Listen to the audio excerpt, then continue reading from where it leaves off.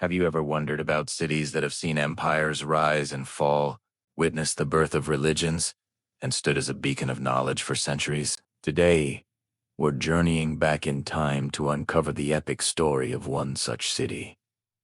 Patna, the heart of Bihar. This isn't just a history lesson. It's the saga of a place that has shaped the Indian subcontinent in ways you couldn't even imagine. Our story begins over 2.5 millennia ago, around the 5th century BCE.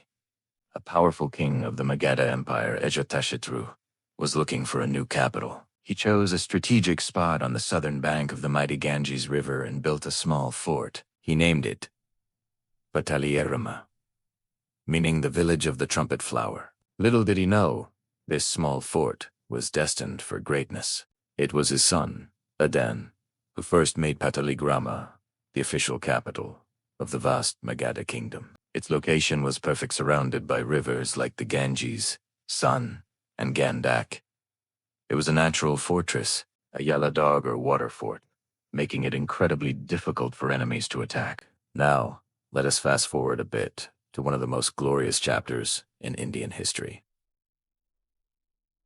The Mauryan Empire. It was here, in this very city, now known as Pataliputra, that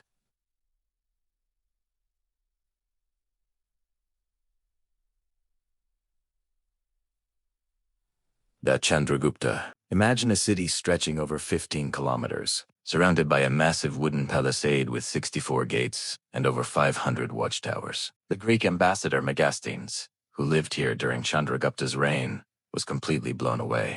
He described Pataliputra in his book Indica as one of the greatest cities in the world, rivaling the splendors of Susa and Ekbatana in Persia. He wrote about magnificent palaces, bustling markets, and a highly organized administration. This was the nerve center of an empire that stretched from modern-day Afghanistan in the west to Bengal in the east. Under Chandragupta's grandson, the legendary Emperor Ashoka the Great, Pataliputra reached its zenith.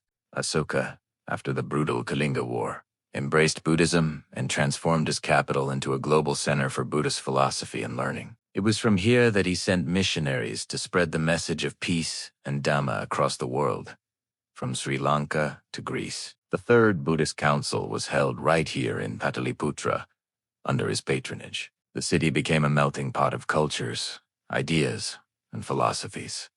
A true intellectual hub of the ancient world. The remnants of the Mauryan palace, excavated at Kamhar in modern Patna, still whisper tales of this golden age. After the decline of the Mauryas, Pataliputra continued to be an important center for subsequent dynasties. Like the Shungas, during the Gupta Empire, often called the Golden Age of India, Pataliputra was once again a thriving metropolis. The Chinese pilgrim Faxian, who visited in the 5th century CE, was in awe of Ashoka's palace, believing it was built by spirits, not mortals. He marveled at the city's grand monasteries, the prosperity of its people, and the free hospitals that the Gupta rulers had established. This was a city of art, science, and literature. Great minds like the astronomer and mathematician Aryabhata, who gave the world the concept of zero, are believed to have worked here. Imagine the intellectual energy buzzing through the streets.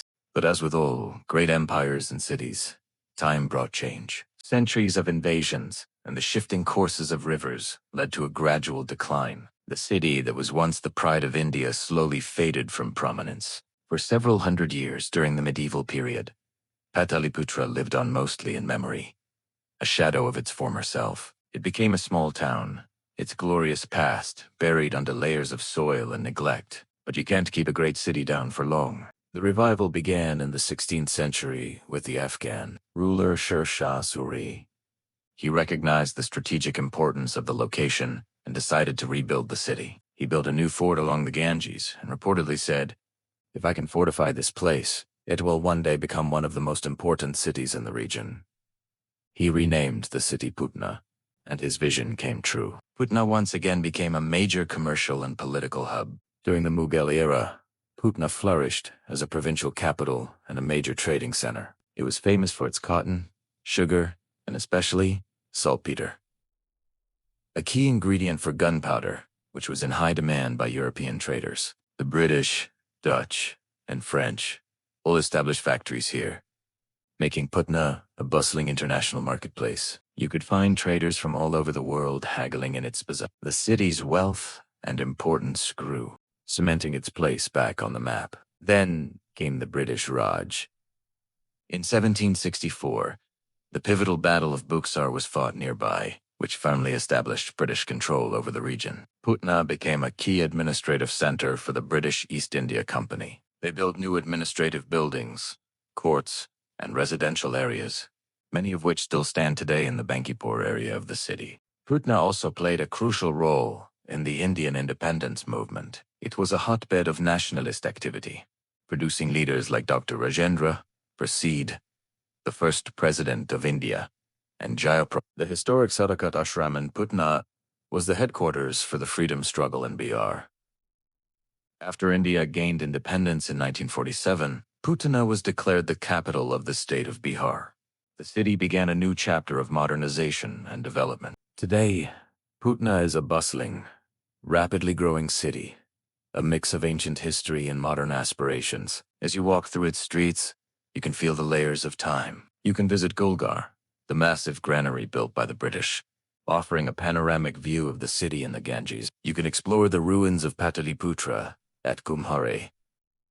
Standing on the same ground as Emperor, you can visit the Patna Museum, a treasure trove of artifacts, including the famous Didarganj Yakshi statue, a masterpiece of Mauryan art.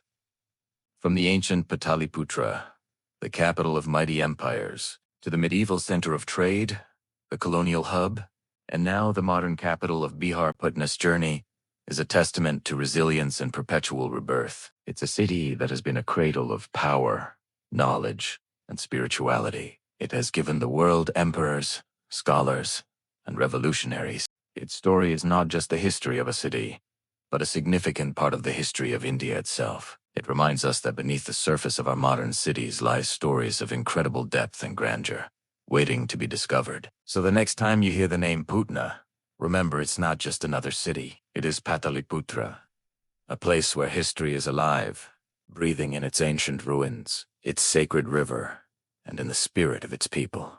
Thank you so much for joining me on this incredible journey through time. If you enjoyed this video, don't forget to like, share, and subscribe for more stories about the amazing history that surrounds us. See you in the next one.